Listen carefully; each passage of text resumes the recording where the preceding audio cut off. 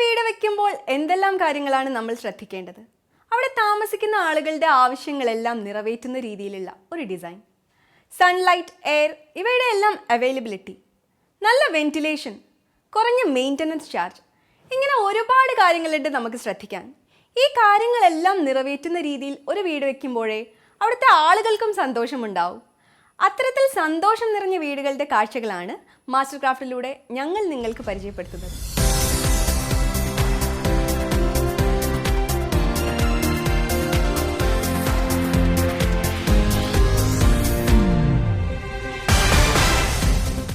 മലപ്പുറം ജില്ലയിലെ തിരൂരുള്ള white villa എന്ന വീട് ഗൾഫിൽ ബിസിനസ്സുകാരനായ മുഹമ്മദ് ഫൈസലിന്റെയും ഭാര്യ ഡോക്ടർ അബീരയുടെയും വീട്.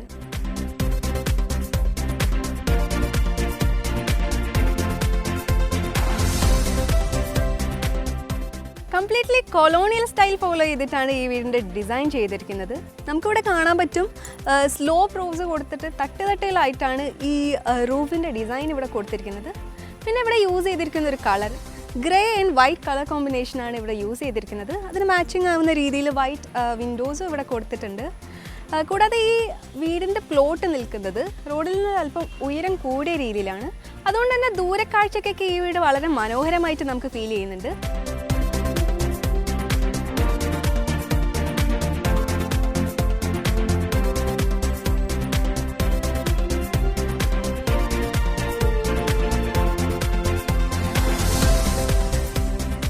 മുപ്പത്തിയഞ്ച് സെൻറ്റ് ഭൂമിയിൽ ഏകദേശം 6000 സ്ക്വയർ ഫീറ്റിലാണ് നമ്മൾ ഈ വീട് ചെയ്തിട്ടുള്ളത്.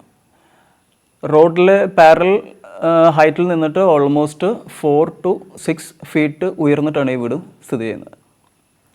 അത് ഇതിൻ്റെ ലാൻഡ്സ്കേപ്പിൻ്റെ ഭംഗിയാണെങ്കിലും എക്സ്റ്റീരിയറിന് മറ്റ് സപ്പോർട്ട് എലമെൻറ്റ്സിനൊക്കെ വളരെയേറെ യൂസ്ഫുൾ ആയിട്ടുണ്ട്. പിന്നെ ഇതിൻ്റെ സ്ട്രക്ചറൽ ബേസിനെ കുറിച്ച് പറയുകയാണെങ്കിൽ അത് 3 സ്ട്രെച്ചേർഡ് ആയിട്ടാണ് അതിൻ്റെ കോൺക്രീറ്റ് വന്നിട്ടുള്ളത്. കാരണം ഇവിടുത്തെ വെളിച്ചമാണെങ്കിലും കാറ്റ്, വെള്ളം നിന്നിട്ടുള്ള ബുദ്ധിമുട്ടുകൾ ഇത് ഒഴിവാക്കാൻ വേണ്ടിയിട്ടാണ് നമ്മളിങ്ങനെ സ്ലോപ്പിംഗ് അല്ലെങ്കിൽ സ്ലാൻഡിങ് ടൈപ്പ് ഓഫ് റൂഫ് നമ്മൾ യൂസ് ചെയ്തിട്ടുള്ളത്.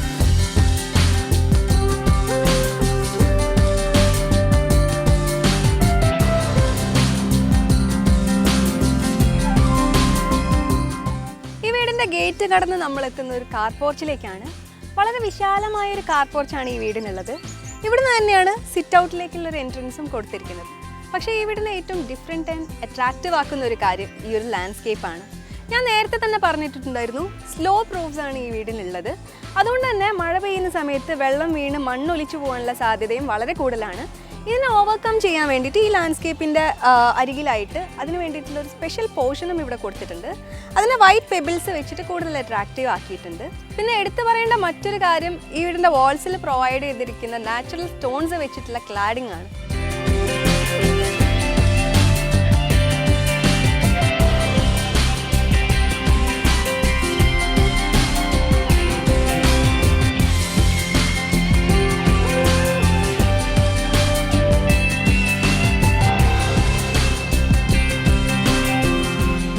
പിന്നെ വൈറ്റ് കളേഴ്സ് ഇവരുടെ ക്ലയൻറ്റിൻ്റെ മെയിനായിട്ടുള്ളൊരു പ്രോമിനൻ്റ് ആയിട്ടുള്ളൊരു ഐഡൻറ്റിറ്റിയാണ്.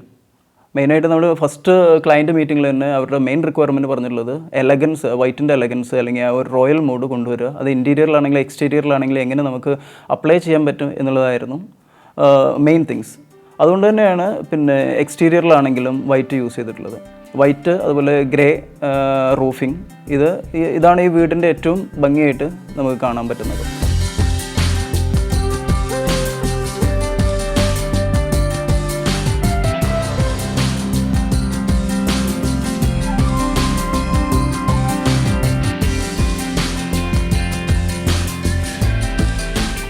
ഈ വീട് പ്രധാനമായും ശ്രദ്ധിച്ചിട്ടുള്ളത് യൂറോപ്യൻ സ്റ്റൈലിലുള്ള ഒരു ഡിസൈനായിരുന്നു.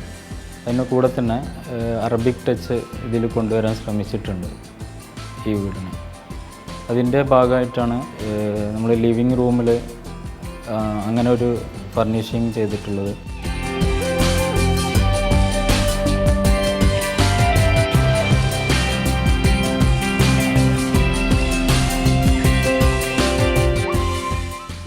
ഗോൾഡൻ ആൻഡ് ഗ്രേ കളേഴ്സിന് ഇത്രയധികം ഭംഗിയുണ്ടെന്ന് ഈ വീട്ടിലേക്ക് കയറുമ്പോഴാണ് നമുക്ക് ശരിക്കും മനസ്സിലാവുന്നത്. ഈ വീടിനുള്ളിലേക്ക് കയറുമ്പോൾ തന്നെ നമുക്ക് കാണാൻ പറ്റും കൂടുതലായിട്ടും ഒരു വൈറ്റ് കളർ യൂസ് ചെയ്തിട്ടാണ് ഈ വീട് പെയിൻറ് ചെയ്തിരിക്കുന്നത്. അതിന് മാച്ച് ആവുന്ന രീതിയിൽ grey and golden colours use ചെയ്തിട്ടാണ് ഈ വീട് സെറ്റ് ചെയ്തിരിക്കുന്നത്. ഇവിടുത്തെ ഏതൊരു കാര്യമാണെന്നുണ്ടെങ്കിലും, ഫ്ലോർ ആണെന്നുണ്ടെങ്കിലും, സീലിംഗ് ആണെന്നുണ്ടെങ്കിലും, ഫേർണിച്ചേഴ്സ് ആണെന്നുണ്ടെങ്കിലും, കർട്ടൻസ് ആണെന്നുണ്ടെങ്കിലും, മറ്റ് ഡെക്കറേറ്റീവ് എലമെൻറ്റ്സ് ആണെന്നുണ്ടെങ്കിലും ഈ ഒരു grey, golden and white colour ഈ ഒരു കളർ തീം തന്നെയാണ് ഫോളോ ചെയ്യുന്നത്. അതുകൂടാതെ തന്നെ ഈ വാം ടോണിലുള്ള LED ലൈറ്റ്സ് യൂസ് ചെയ്തിട്ട് ഈ വീടിന് മൊത്തമായിട്ടൊരു ഗോൾഡൻ ടോൺ കീപ്പ് ചെയ്യാനും ഇവർ ശ്രദ്ധിച്ചിട്ടുണ്ട് ഇവിടെ.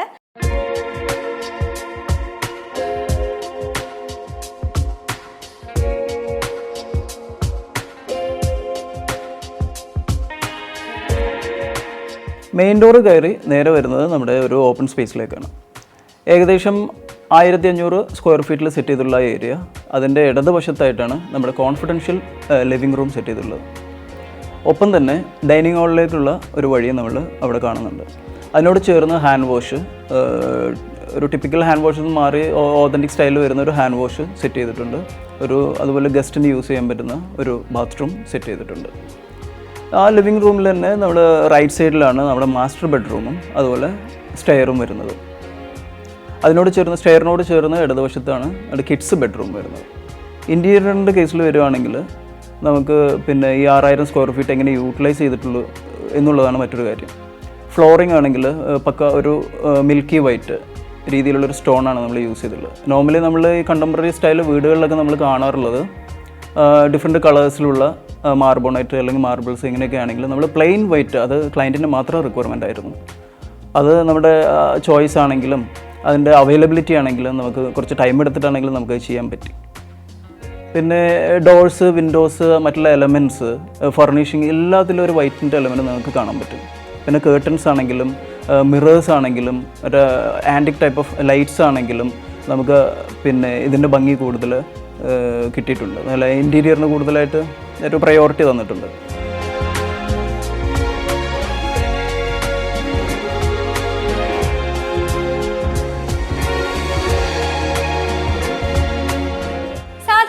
മാസ്റ്റർ ക്രാഫ്റ്റിൽ കാണുന്ന വീടുകളിലെല്ലാം തന്നെ ഡ്രോയിങ് റൂമിൻ്റെ ഒരു അറേഞ്ച്മെൻറ്റ് കൊടുത്തിട്ടുണ്ടാവുക വീടിൻ്റെ എൻട്രൻസിൻ്റെ തൊട്ടടുത്തായിട്ടായിരിക്കും. എന്നാൽ വൈറ്റ് വില്ലയുടെ ഡ്രോയിങ് റൂം നമുക്ക് കാണാൻ പറ്റുന്നത് എൻട്രൻസിൻ്റെ ജസ്റ്റ് ഓപ്പോസിറ്റ് ആയിട്ടാണ്. ഇതിൽ എനിക്ക് ഫീൽ ചെയ്യുന്ന 2 കാര്യങ്ങളാണ്. ഒന്നാമത് വീടിനുള്ളിലേക്ക് കയറി വരുന്ന ഗസ്റ്റിനൊക്കെ വീടിൻ്റെ ഒരു ഭംഗിയൊക്കെ ഒന്ന് ആസ്വദിക്കാൻ പറ്റുന്നുണ്ട്.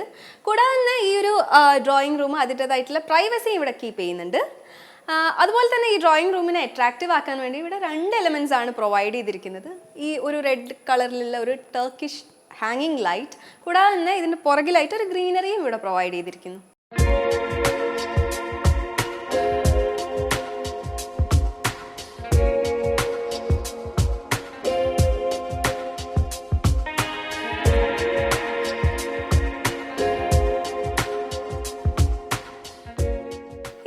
ഡിഫറെൻ്റ് ആക്കുന്ന മറ്റൊരു കാര്യം ഈ ഒരു VIP ഗസ്റ്റ് ലോഞ്ച് ആണ്. നമ്മൾ നേരത്തെ തന്നെ ഒരു ഡ്രോയിങ് റൂം കണ്ടിരുന്നു.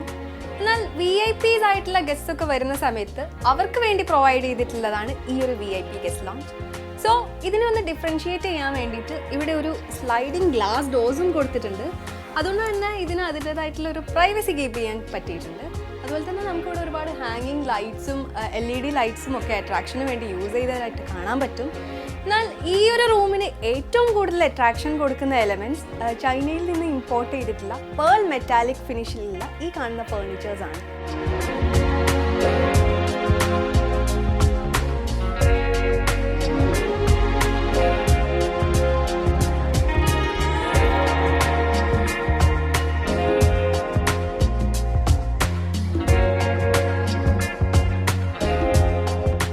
ഏറ്റവും ഇതിൻ്റെ എടുത്ത് പറയേണ്ട ഒരു കാര്യം എന്ന് പറഞ്ഞു കഴിഞ്ഞാൽ ഇതിലെ അറബിക് അല്ലെങ്കിൽ ആ ഒരു ക്ലാസിക് യൂറോപ്യൻ ടച്ച് അതെങ്ങനെ വരുത്തുക എന്നുള്ളതായിരുന്നു. കാരണം നമ്മുടെ ക്ലയൻസ് അവർ മിഡിൽ ഈസ്റ്റിൽ അല്ലെങ്കിൽ മറ്റുള്ള യൂറോപ്യൻ രാജ്യങ്ങളിലൊക്കെ വിസിറ്റ് ചെയ്യും, അവിടെയാണ് വർക്ക് ചെയ്യുന്നത്. അവർ സെറ്റിൽഡാണ്, ദുബായിൽ സെറ്റിൽഡ് ആയതുകൊണ്ട് തന്നെ അവിടുത്തെ ഗസ്റ്റ് റൂമുകളും ഹോട്ടൽസും ഒക്കെ അവർക്ക് സുപരിചിതമായിരുന്നു. അപ്പോൾ അത് അവരുടെ ആ ഒരു റിക്വയർമെൻറ്റ്സ് അതിങ്ങനെ ആയിരിക്കണമെന്ന് നല്ലൊരു ധാരണ ഒരു ഡിസൈനറിന് എത്രത്തോളം ഉണ്ടാവും അത്ര തന്നെ ഒരു ക്ലയൻറ്റിനുണ്ടായിരുന്നു. നമ്മൾ സാധാരണ ഒരുപാട് പ്രോജക്റ്റ് ചെയ്തിട്ടുണ്ടെങ്കിലും ക്ലയൻറ്റിൻ്റെ ഇത്രത്തോളം കമ്മിറ്റ്മെൻ്റ് ഉള്ള ഒരു പ്രോജക്റ്റ് നമ്മൾ ആദ്യമായിട്ടാണ് ചെയ്യുന്നത്.